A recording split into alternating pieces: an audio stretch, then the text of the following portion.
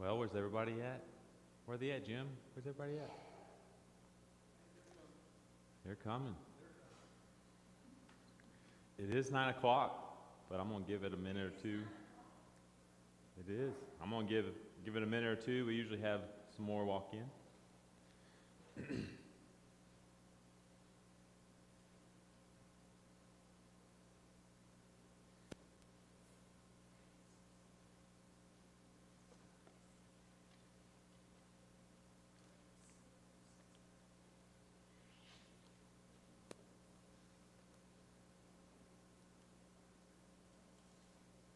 Morning.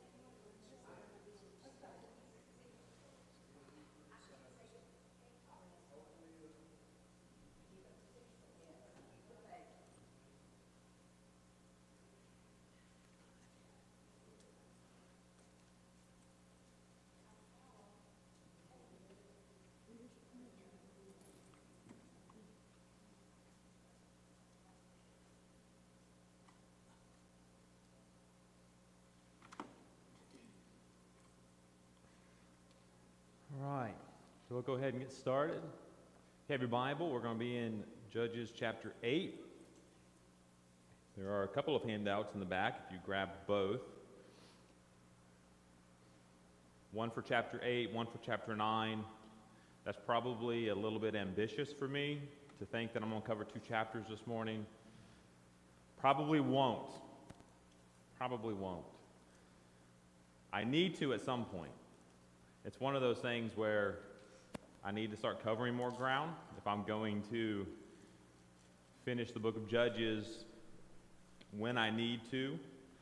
Starting in January, we're going to start changing a few things up. We'll have a month in January where all 3 of the adult classes will be combined. We're going to rearrange the quarters primarily for the kids. Doesn't affect the adults as much. We're going to change it for the kids to follow the school year a little bit better. So anyway, that's more for Matt and the kids, but it does help us in a study to be in a quarter. If you like to be organized, and I do like to be organized, to follow a quarter. So anyway, to be done by January, at some point, we're going to need to pick it up just a little bit and probably cover maybe 2 chapters at some point. But Judges chapter 8 this morning. We're going to finish talking about Gideon.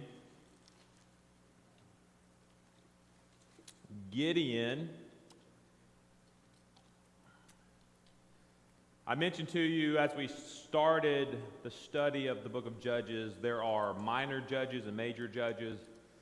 That just means that when you study the book of Judges, some judges, there's not a lot said about them. Shamgar only has 1 verse.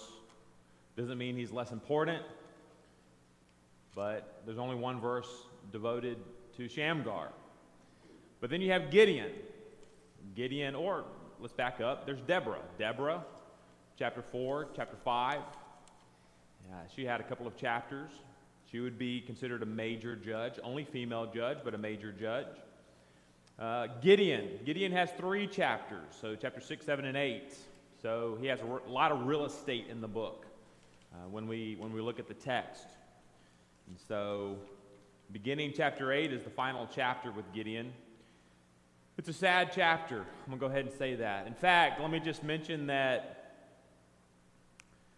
studying the book of Judges makes me sad. It does.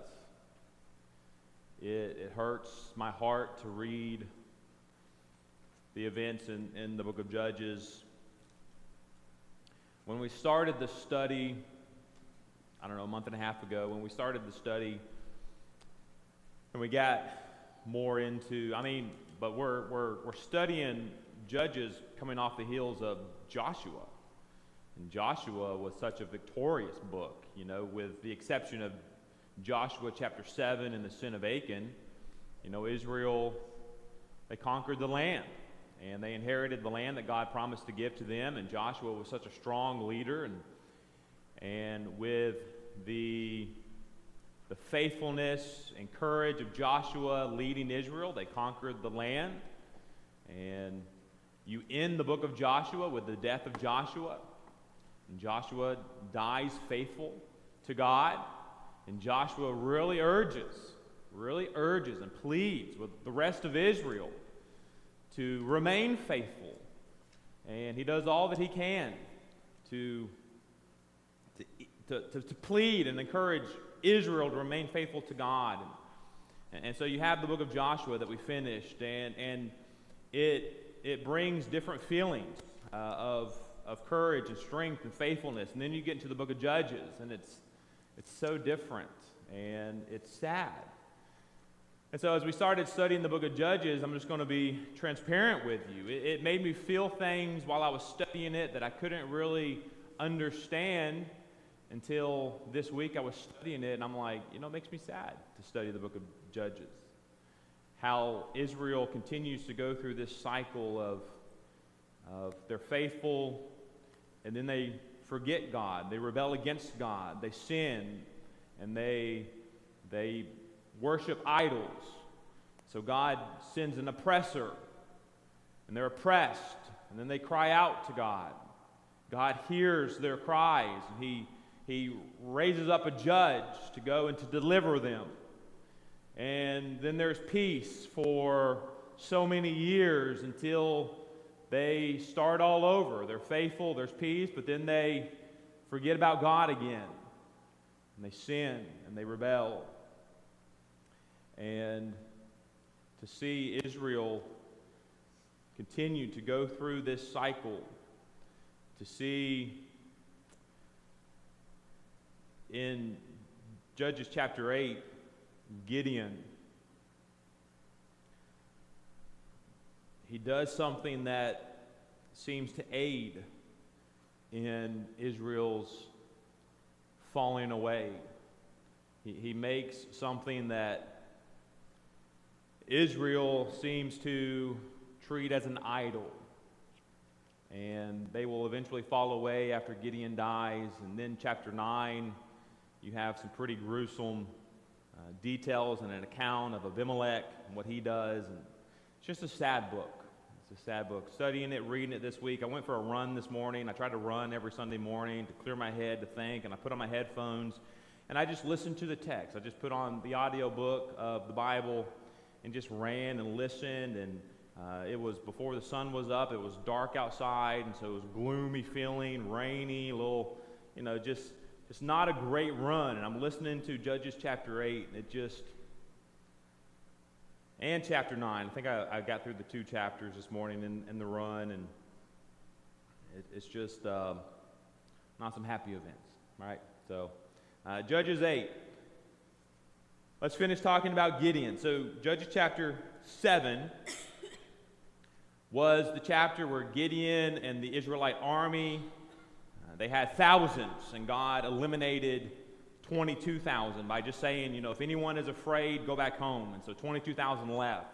And they're left with about 10,000. And God said, well, that's still too many. Because remember, God was going to use Gideon and Israel to defeat the Midianite army, which is about 132,000 men. And so God's going to use Israel to defeat the Midianite army who's been oppressing Israel.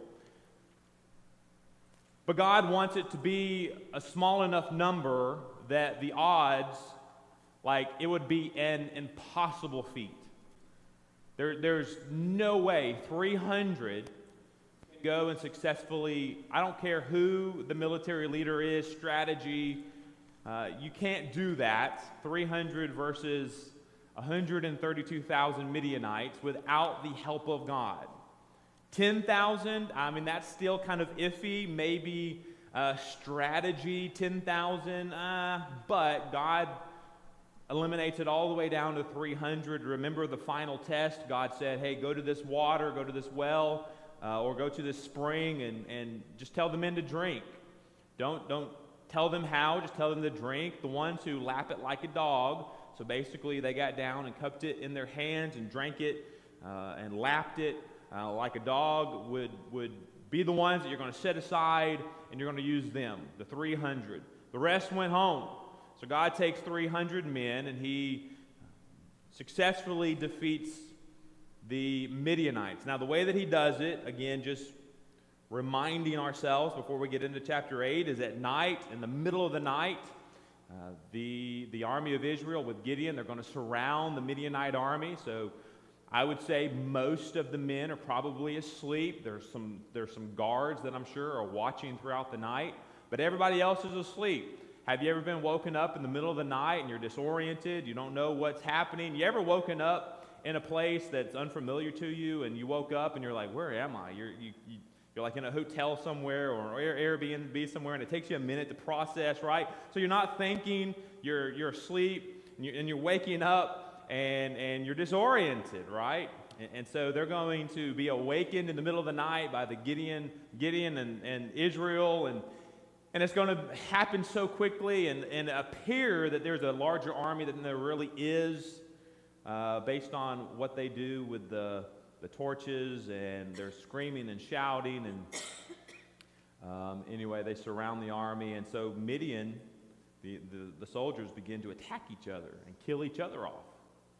And so there's strategy here, not just that 300 men with swords and spears, and not that they just went in and killed everyone, but they used strategy to turn the Midianites on each other. And they start killing each other off.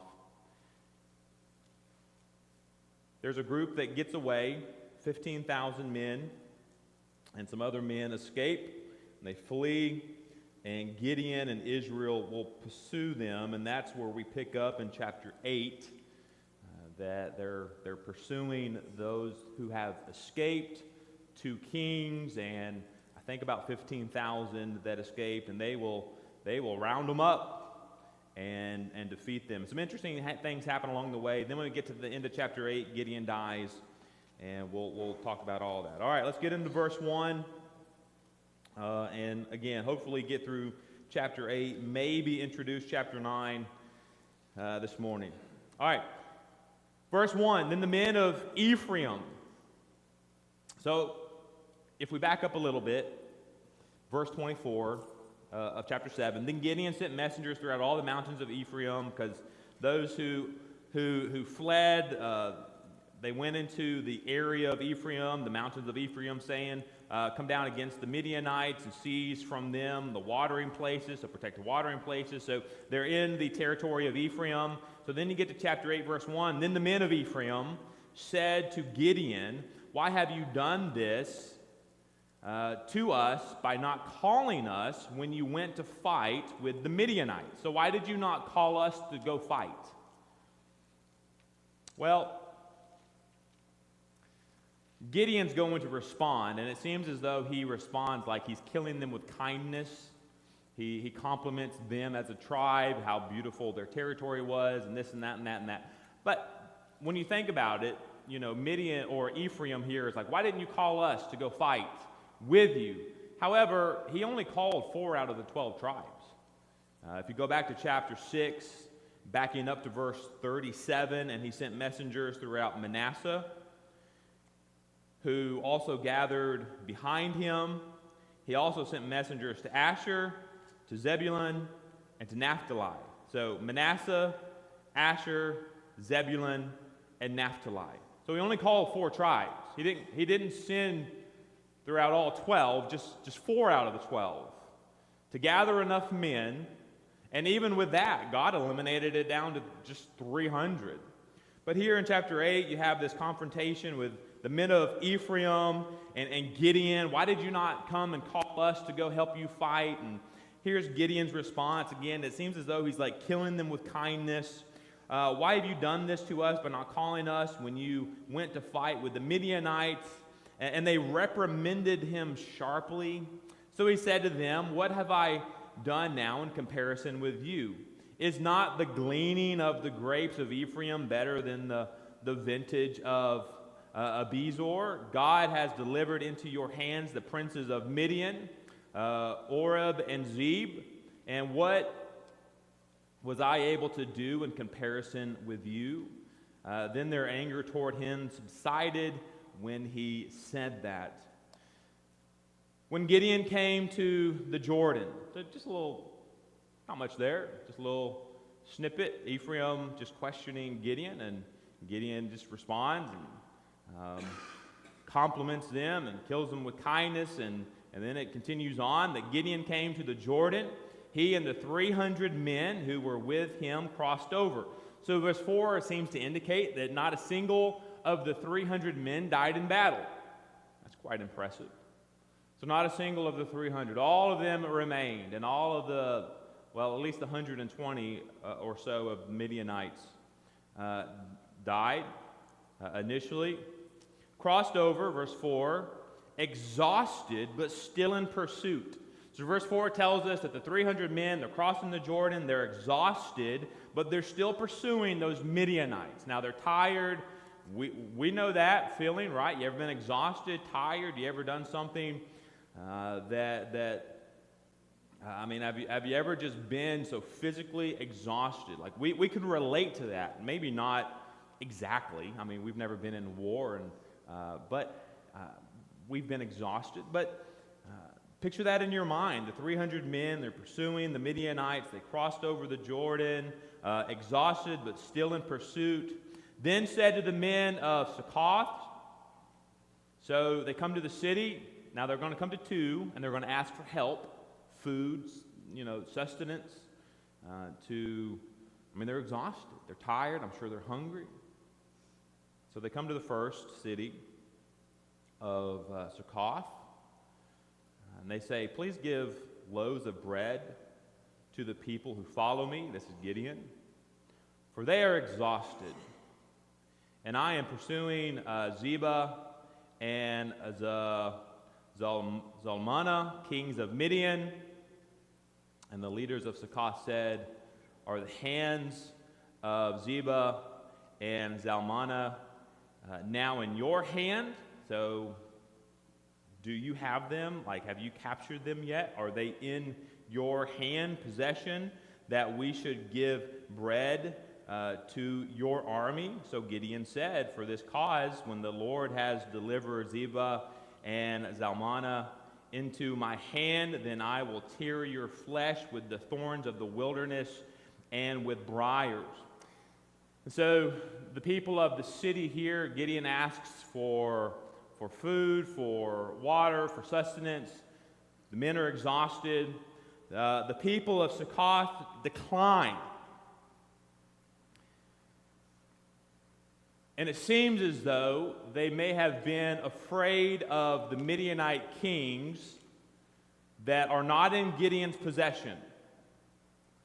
They're still out there.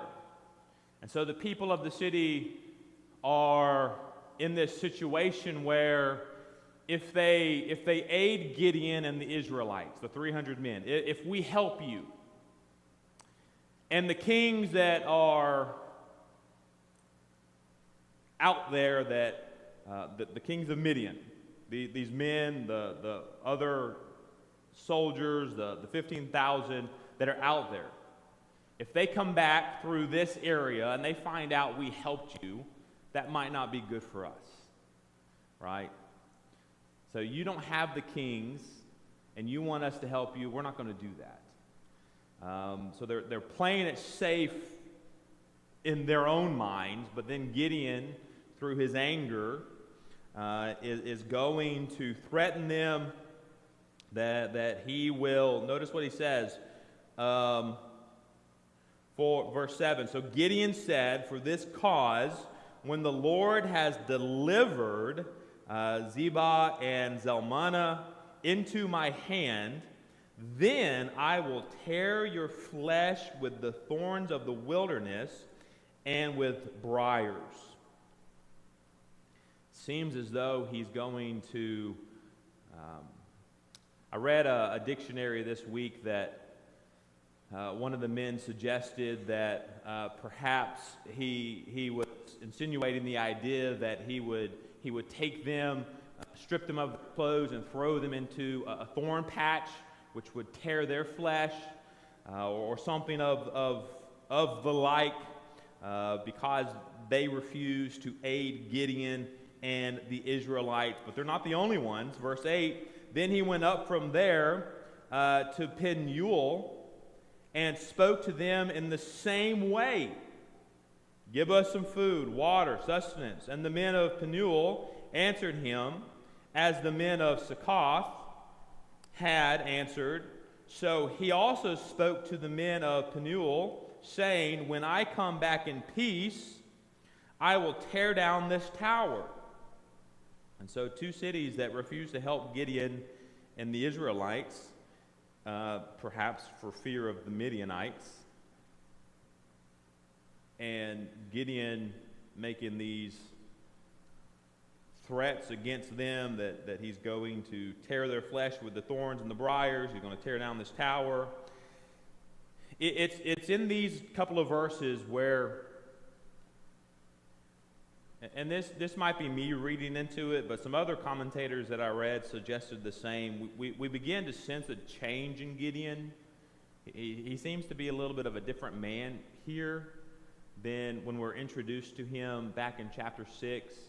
He was thrashing wheat in a wine press, and God called him, and he was reluctant, and he questioned God, and if God is with us and for us, why is all this happening to us? And he wanted some signs from God, and he believed God, and his name is changed in chapter 7 or 6, the very end of chapter 6, because he tears down the altars to Baal of his father's house. He tears down the altars, and his name's not changed, but he's given another name, rather, to Jerubbaal, which is Gideon, same, just giving him another name because he tore down these altars to these gods of Baal. The men of the city, they woke up, they saw the altars were torn down, they wanted to kill Gideon. Gideon's father actually spoke up, perhaps just to defend his son, and said, hey, if Baal is real, let Baal defend himself. And so they gave Gideon this name. So we see somewhat of maybe more of a humble, reluctant man in Gideon up until this point now where the cities are not willing to aid the army of Israel, and Gideon, he seems a little bit more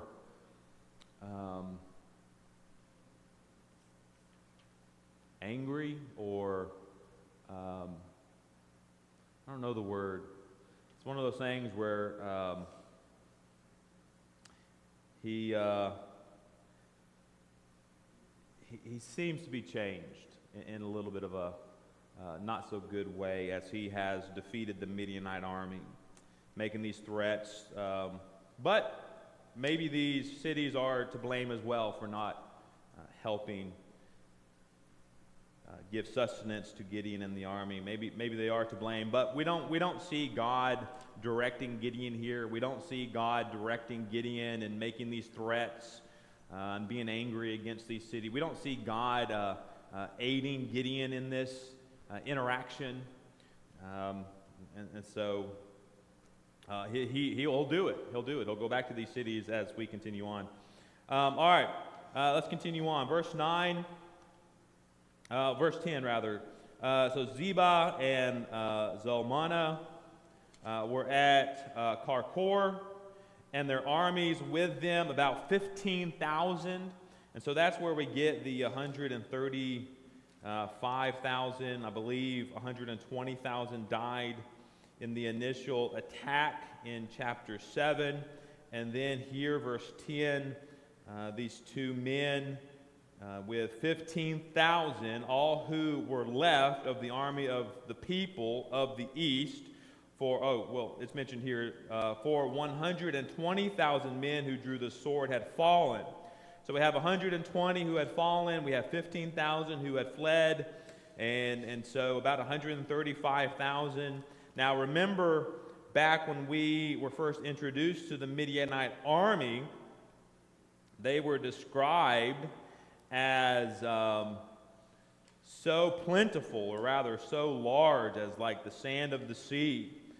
They were large and multiple soldiers.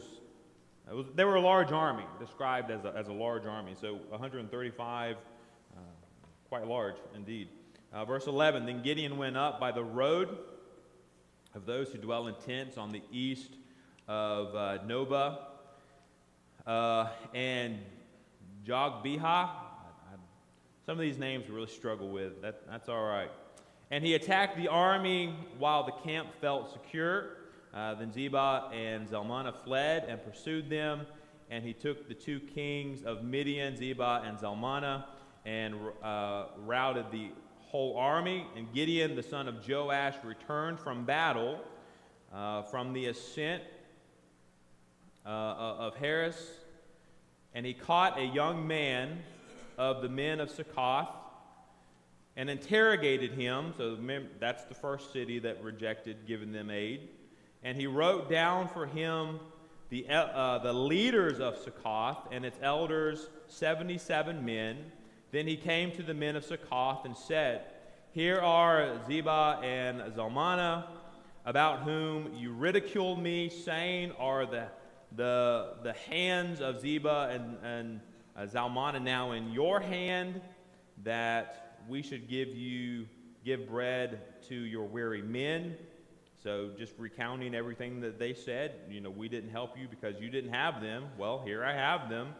And he took the elders of the city, the thorns of the wilderness and briars, and with them he taught the men of Succoth. Then he tore down the tower of Penuel and killed the men of the city.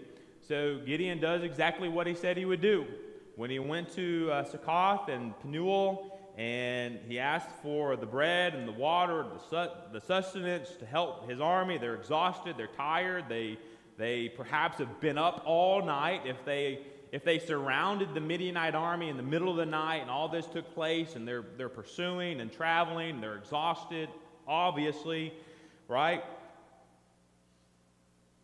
So he did what he said he would do. He went back and he said to Zebah and Zalmunna, what kind of men were they whom you killed at Tabor? Now here's something that we did not have an account of earlier. This is the only time we have an account of here. So pay close attention. Here's the question.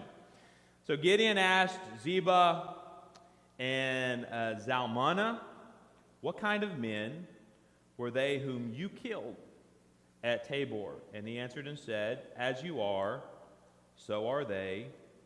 Each one resembled the son of a king.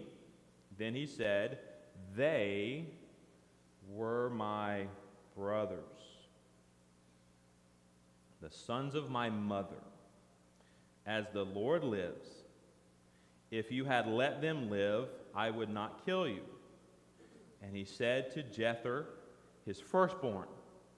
Pause right there, because it's going to get crazy. So here we have a reference to something that we don't know until now, as Gideon is questioning these two men. Who were the men that you killed at a previous occasion? Who were they? Well, they answered and said, as you are. They looked like you. As you are, so were they. They resemble you. They look like you. Each one resembled the son of a king. Then Gideon said that they were my brothers, the sons of my mother. So they were the brothers of Gideon, relatives, family. So Gideon turns to his firstborn son. And it's it's hard to wrap your brain around this. And he tells his firstborn son to kill these two men. And the firstborn, he doesn't, because the two men are going to, well, let's just read it. And he said to Jether, his firstborn, "Rise, kill them." But the youth would not draw his sword, for he was afraid, because he was still a youth. You know, when I'm teaching up here sometimes, I don't know what to say, you know? There's not a lot of commentary that needs to be said. You understand what's happening, but we are so far removed from a society like that. We can't fathom, at least I struggle to, what is happening here. That Gideon turns to his firstborn son and says, "Rise and kill them," to place that on his son. And it says that he would not do that because he was afraid, because he was still a youth. I don't know how old he was. I don't know if the Bible tells us. And I haven't dug deep enough into this Hebrew word youth to see if it even has any kind of reference to if he was older than 13 or I don't know. But he was young enough that he did not want to. He was afraid. So then the two men are going to taunt Gideon. The last thing that I would do, unless if I'm in this position knowing that I'm going to die anyway, so I'm just going to go out with a bang and I'm going to say whatever I want to say. And I'm just going to ridicule the man that is standing there asking his son to kill me. So I'm going to throw these, I'm going to throw shade at him. So verse 21, so Zebah and Zalmunna said, "Rise yourself and kill us. Don't ask your son to do it, you do it. For as a man is, so is his strength." So Gideon arose and killed Zebah and Zalmunna, and took the crescent ornaments that were on their camels' necks. A lot of bloodshed in Judges. That's one of the things that's hard to, there's a lot of bloodshed. I mean, even in the book of Joshua, they conquered, we have to imagine how they did that and conquered the whole land and defeated these nations, these pagan nations, and everything that they had to do that. But it seems like in the description of the details, Judges is just more violent, more gory, and it's hard to really wrap your mind around some of this. And so then we get to verse 22, and this is Gideon, after defeating all of the Midianite army, he's going to do something that will lead to the eventual downfall again of Israel, what he's going to build. And I don't know if Gideon goes into this and making it intentionally to be an idol. I don't think that was his initial intentions. I could be wrong. But I think just the fact that he did it and then put it out there in the city, that eventually over time Israel thought about it as an idol, and they will fall away again. So about 10 or so, 12 minutes left. Let's finish up chapter 8 and maybe introduce chapter 9. Chapter 9 is another one of those chapters that you're going to read it. Abimelech, not a nice guy, not a good guy at all. He's going to kill all of his brothers. Gideon has 70 sons. We'll read about those here in chapter 8. 70 sons. I have 2. 70 sons. From multiple women, obviously, but 70 sons. Abimelech is going to rise up, and he will kill the others except for the youngest. The youngest will hide and not be killed, but he's going to kill all of his brothers, not him himself. I think the men of the city will, but he certainly aided. But before we run out of time, verse 22, notice what Gideon does. Then the men of Israel said to Gideon, "Rule over us." So because he was victorious in defeating the Midianite army, Israel wants him to be their king. Rule over us, be our king. Gideon turns it down. Nope, I'm not going to do that. In a little bit of a, some of the men that I read this week, just other preachers in the brotherhood, some suggested that although he said no, he somewhat acts like a king a little bit here in the next couple of verses. Maybe not, but rule over us, both you and your son and your grandson also, for you have delivered us from the hand of Midian. But Gideon said to them, I will not rule over you, nor shall my son rule over you. The Lord shall rule over you. And so up until that verse, sounds great, good. Gideon's like, hey, I'm not going to rule over you, but God will. Sounds like Gideon is like still faithful to God. Now, he is, so I can't insinuate he's not. I don't want to leave that impression because he is also mentioned in Hebrews 11. He is mentioned in Hebrews 11, verse 32, there with Barak, who was the assistant there with Deborah, Barak, but Gideon's mentioned for his faith. So I don't want to insinuate that Gideon did not die faithful to God, but he does some questionable things here, in my opinion, at the end of chapter 8 and the building of this golden ephod and his behavior.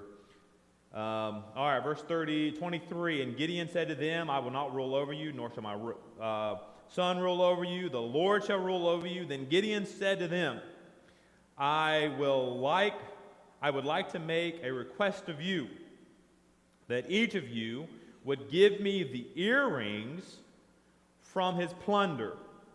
For they had golden earrings because they were Ishmaelites. The Ishmaelites were the Midianites, and it appears as though they had golden earrings, and as they defeated the Midianite army, or the Ishmaelites here, as they defeated them and the dead bodies, the carcasses, they took all the gold.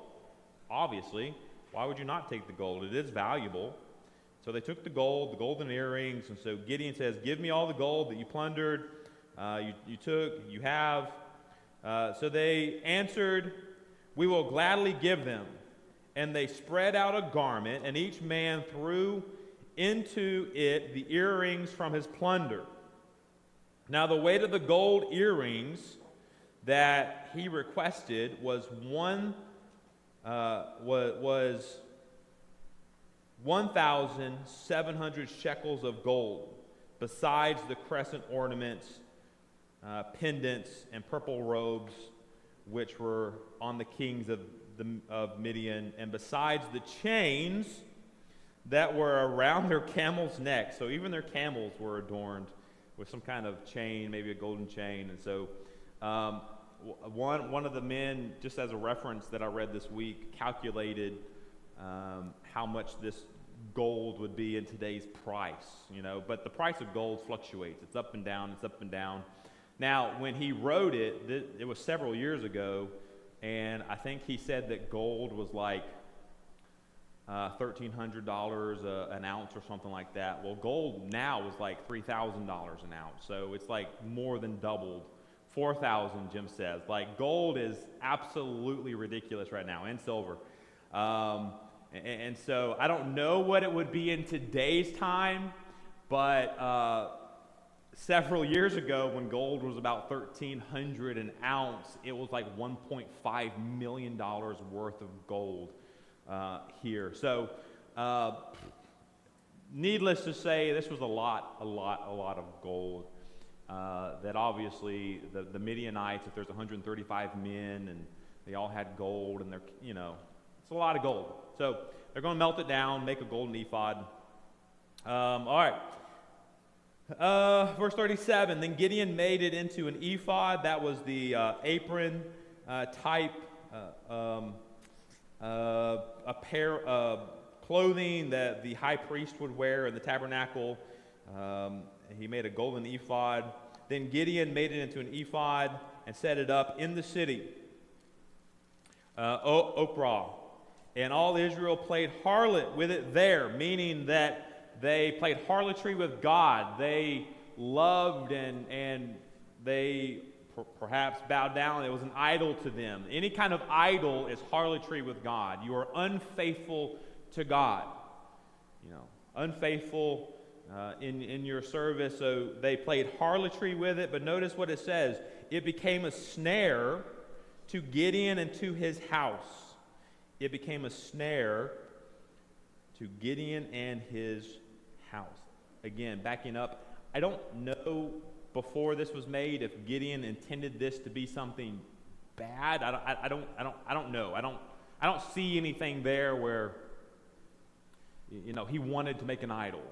But that's what happened. That's what it turns into. It became a snare for Gideon and his house, and Israel played harlotry with it. They became unfaithful to God. Notice what happens eventually. Verse 28, thus Midian was subdued before the children of Israel, so that they lifted up their heads no more, and the country was quiet. They had peace for 40 years in the days of Gideon. So for 40 years they had peace until they fall away again, which is about to happen. Let's finish up with 5 minutes. Verse 29. Then Jerubbaal, that's Gideon, the son of Joash, went and dwelt in his own house. Gideon, I think it's interesting how it just switches back and forth between Jerubbaal and Gideon. And the writer here just using both names. In one verse it says Jerubbaal, the next verse it says Gideon. Verse 30, Gideon had 70 sons who were his own offspring, for he had many wives. And his concubine, who was in Shechem, also bore him a son, whose name he called Abimelech. Now Gideon, the son of Joash, died at a good old age, and was buried in the tomb of Joash his father in Ophrah of the Abiezrites. So it was. Now here is that cycle. This is why the book of Judges is just so sad. All the bloodshed. Some of these nations, they're pagan nations, and I hate to think in such a way that they deserved it, but all the gory details, the bloodshed, but just the sin, the idolatry of Israel over and over and over.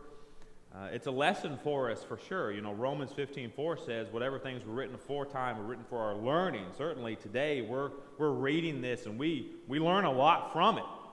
But still the details and the account of it is so sad. Verse 33, let's finish. So it was, as soon as Gideon was dead, that the children of Israel again played the harlot with the Baals. That's the gods, the false gods, plural. And made Baal-berith their god. Thus the children of Israel did not remember the Lord their God, who had delivered them from the hands of all the enemies on every side. Nor did they show kindness to the house of Jerubbaal, Gideon, in accordance with the good he had done for Israel. So not only do they fall away with idolatry again, man, they do it again, but it also shares with us the detail, it tells us that they were not kind to the judge Gideon and his house, but Gideon, who just delivered them from the Midianites. And because of all that, they'll fall away again. Chapter 9 is about Abimelech, one of Gideon's 70 sons. And he will do some not so good things. He's considered a judge, although he's not a very godly or good person at all. So I don't know. But all right, that's 1 minute left for questions, comments, thoughts.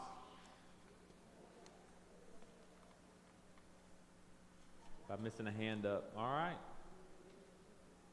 I appreciate your attention this morning.